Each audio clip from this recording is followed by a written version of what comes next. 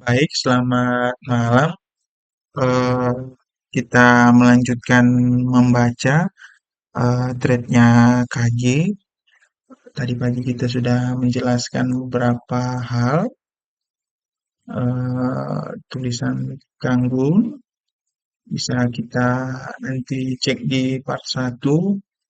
Nah, kita lanjut ya untuk pembelajaran konsep menganalisa chart ala KG. Ya, tulis di sini. Oke, kita lanjut ya. Kemana kecenderungan harga akan bergerak atau kemana trennya nih? Mungkin ini pertanyaan yang sering kita tanyakan pada diri kita sendiri ketika pertama kali melihat chart. Istilah tren ini sering sekali menjadi perdebatan para trader, terutama definisinya. Nah, kita tidak akan berdebat soal tren di sini. Jadi, biar seragam, pemahamannya mulai sekarang di thread ini. Tren kita definisikan sebagai arah kecenderungan pergerakan harga berdasarkan satuan waktu. Mengapa? Karena kita akan melihat waktu sebagai salah satu dasar analisis kita nanti. Jelas kok, wong di chart cuma ada dua data, harga dan waktu doang. Lalu bagaimana kita menentukan tren? Banyak caranya. Cara yang paling simpel, yang paling mudah adalah kita melihat sebuah chart. Coba lihat nilai price pada candle paling kiri dari chart kita, lalu lihat nilai price di candle terakhir di chart kita. Bandingkan nilainya. Jika nilai price sebelah kiri lebih kecil dari nilai price terakhir, maka trennya naik dan trennya turun jika sebaliknya. Gampang kan? Tetapi kita tidak akan menggunakan cara seperti inilah. Kita akan melihat tren secara matematis. Oke, lanjut ya. Nah, kita akan melihat tren dengan menggunakan data-data yang ada pada chart yang kita gunakan. Apa saja sih data yang tersedia pada chart kita? Data yang ada pada chart kita tentu saja hanya berisi data harga dan waktunya. Contoh di time frame H1, perhatikan satu candle yang terdapat pada H1 ini. Setiap candle menggambarkan rentang pergerakan harga selama 1 jam. Dan pergerakan harga yang terjadi selama 1 jam ini hanya diwakili oleh 4 nilai. 4 nilai price, high, low, open, dan close, HLOC. Di mana nilai high mewakili nilai price tertinggi, nilai low mewakili nilai terendah, nilai open mewakili nilai awal, nilai close mewakili nilai akhir di rentang 1 jam tersebut. Nah, jika kita lihat TF lainnya, nilai HLOC di setiap candle ini adalah nilai price yang terjadi dalam rentang waktu sesuai dengan TF candle tersebut berada. Apa yang bisa kita lihat dari sini? Pengelompokan data. Ya, benar banget. Jadi data price dalam bentuk candle yang kita lihat di setiap TF chart yang kita buka adalah gambaran data price yang dikelompokkan dalam waktu tertentu. Dan setiap kelompok data berdasarkan waktu ini hanya diwakili oleh 4 nilai harga yang terjadi selama rentang waktu tertentu. Nah, dari sini jelas bahwa time frame menggambarkan pengelompokan data. Jadi kalau di time frame W1 berarti setiap candle mewakili rentang pergerakan harga selama 1 minggu, di mana pergerakan harga selama seminggu ini di time frame weekly hanya diwakili oleh 4 nilai HLOC-nya saja. Pemahaman mengenai time frame dan data pada setiap candlenya ini berguna ketika kita memilih time frame berapa kita menganalisa chart nanti. Kekurangpahaman mengenai hal ini juga seringkali menyebabkan kita bisa salah menganalisa loh. Makanya dengan sangat terpaksa saya harus menjabarkan di sini. Lalu bagaimana kita bisa melihat arah pergerakan harga yang sudah dan sedang terjadi dengan menggunakan data-data yang ada pada setiap candle ini. Lalu dari empat nilai price, harga, HLOC yang terdapat pada setiap candle, nilai harga mana yang harus kita pakai dalam menganalisa. Jreng-jreng.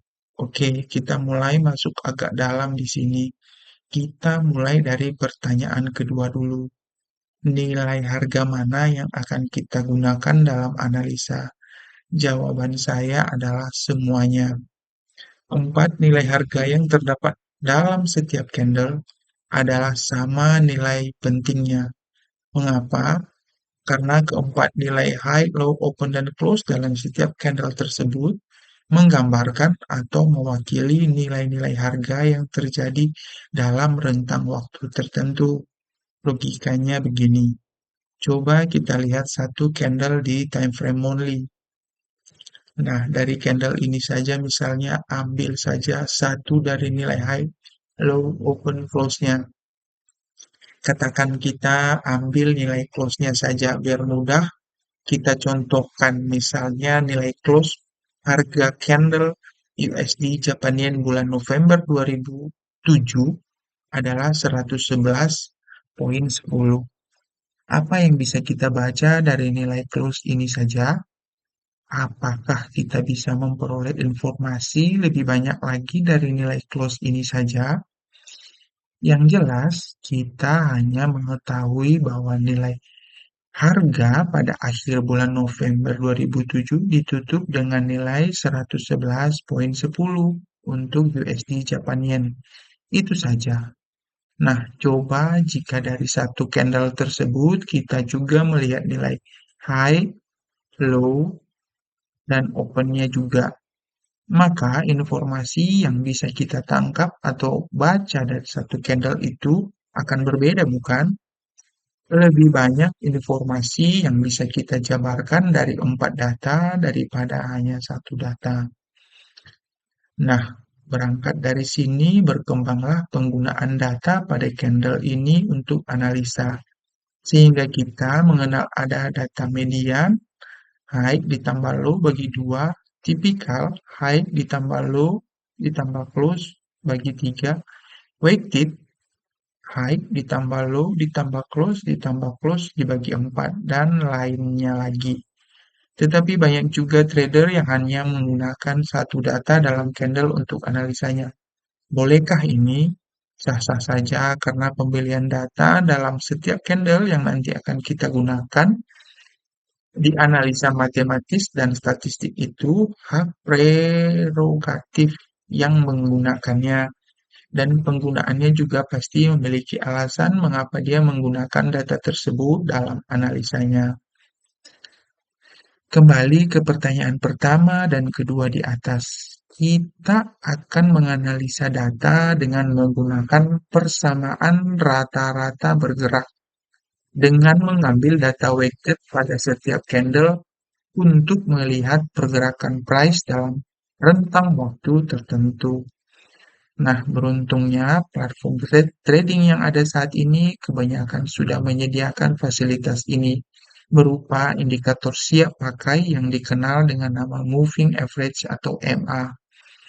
Dalam menganalisa data, saya lebih sering menggunakan platform MetaTrader karena tampilannya menarik dan mudah penggunaannya.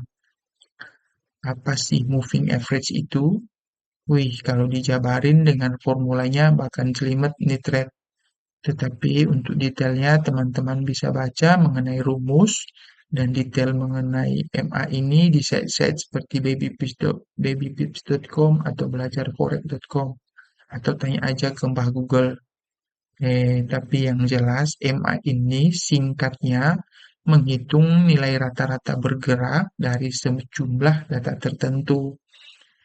Metode menghitung nilai rata-rata bergerak ini pun bermacam-macam cara.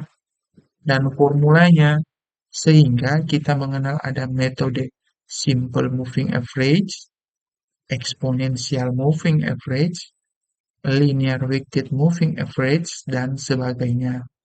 Nah, biar nggak pusing, selanjutnya kita hanya menggunakan metode simple moving average atau SMA, dan data dari setiap candle yang akan kita gunakan adalah tipe weighted. Oke, mari kita melanjutkan. Dari sini kita bisa mengambil kesimpulannya bahwa pemilihan data yang disampaikan kayak itu dia mau eh, kita dalam menganalisa secara statistik itu mengambil semua data yang ada pada candlestick, karena semakin banyak data yang kita punya, semakin banyak cerita harga yang kita eh, bisa kembangkan. Oke, mari kita lanjutkan. Ini basic sekali ya yang disampaikan KG di sini. Mengapa kita menggunakan metode simple moving average untuk melihat rata-rata bergerak dari pergerakan harga yang akan kita amati? Alasan utama kita menggunakannya adalah kesederhanaan dari formula SMA itu sendiri. Karena nantinya hal ini akan memudahkan kita dalam memahami karakteristik dari pergerakan yang dibentuk oleh formula ini. Simple moving average menghitung nilai rata-rata dengan cara yang sangat umum.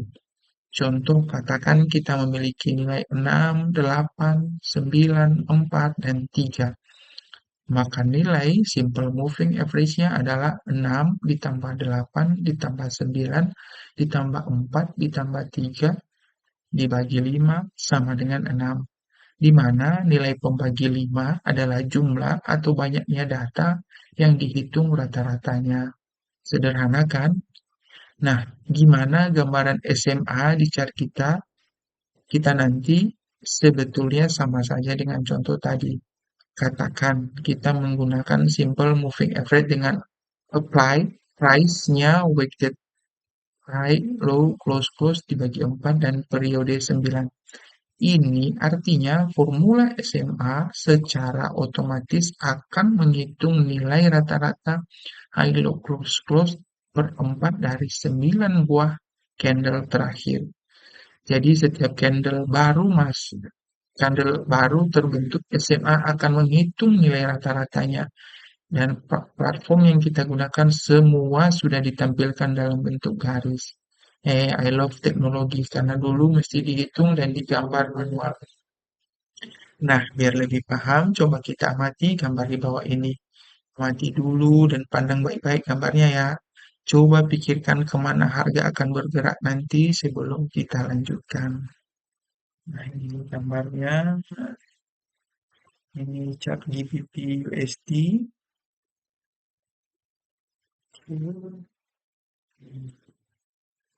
Ya, kita zoom out ya. Nah, sekarang coba saya kecilkan gambar chart tadi. Kira-kira sama tidak analisa sepintas kita dengan melihat chart pertama tadi? Nah, tadi kaki hanya me- me- meng-highlight yang ini, tapi ini sekarang sudah lengkap datanya, sudah ada data tambahannya. Menarik bukan? Bayangkan hanya dengan mengecilin tampilan chart, kita dapat memperoleh informasi yang berbeda. Apa artinya ini? Artinya bahwa luas jangkauan kita melihat atau memandang sesuatu akan menghasilkan persepsi yang berbeda di kepala kita. Kenapa? Tentu saja, karena semakin luas kita melihat sesuatu, semakin banyak informasi yang kita peroleh. Dan jumlah informasi yang kita miliki inilah nanti yang akan membuat pemahaman kita semakin jelas. Nah, kembali ke bahasan. Coba perhatikan kedua chart GBP USD time frame H1 di atas. Informasi apa saja yang bisa kita tangkap dari chart ini? Apa yang telah terjadi dengan pergerakan GBP USD ini? Kemana arahnya? apa yang sedang terjadi dengan pergerakannya saat ini, lalu ngapain sih GBP USD ini.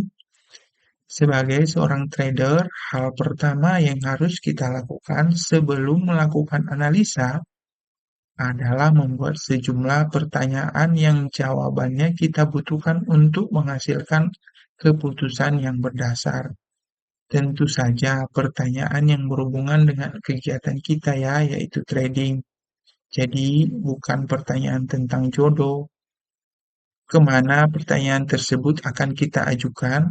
Ke chart, ke grafik yang ada di layar monitor PC atau laptop kita. Bukan ke siapa-siapa. Di chart di hadapan kita lah seluruh jawaban yang ingin kita tanyakan nanti terletak jawaban. Sambil merenungkan ini dan tulisan sebelumnya, coba Anda susun sejumlah pertanyaan yang jawaban atau informasinya nanti kita butuhkan untuk membuat analisa. Tulis sebanyak mungkin. Saya harap Anda mau melakukannya saat ini dan menuliskannya pada buku catatan Anda. Lalu di akhir bahasan ini, apakah seluruh informasi yang kita butuhkan ada jawabannya atau tidak? Nanti kita lanjutkan. Oke, dari sini KG menyampaikan banyak hal ya, mulai dari SMA, mulai dari pemilihan data, dan sampai cara pandang kita dalam melihat chart ketika dikecilkan. Nah, mudah-mudahan pembahasan kita yang singkat ini bisa menambah informasi ke teman-teman. Kita akan coba lanjut lagi esok pagi dengan melanjutkan membaca trade-nya KG supaya kita bisa ulang-ulang terus. Oke, selamat malam, selamat beristirahat semua.